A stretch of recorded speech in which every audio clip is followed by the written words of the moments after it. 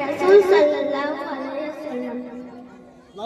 ইয়া রাসূলুল্লাহ ইয়া হাবিবাল্লাহ ইয়া রাসূলুল্লাহ ইয়া হাবিবাল্লাহ গোলাপ নীলা নীলম নীলম রজনীগন্ধা মনের সুখে মালা গেঁথেছি সকাল থেকে সন্ধ্যা গোলাপ নীলা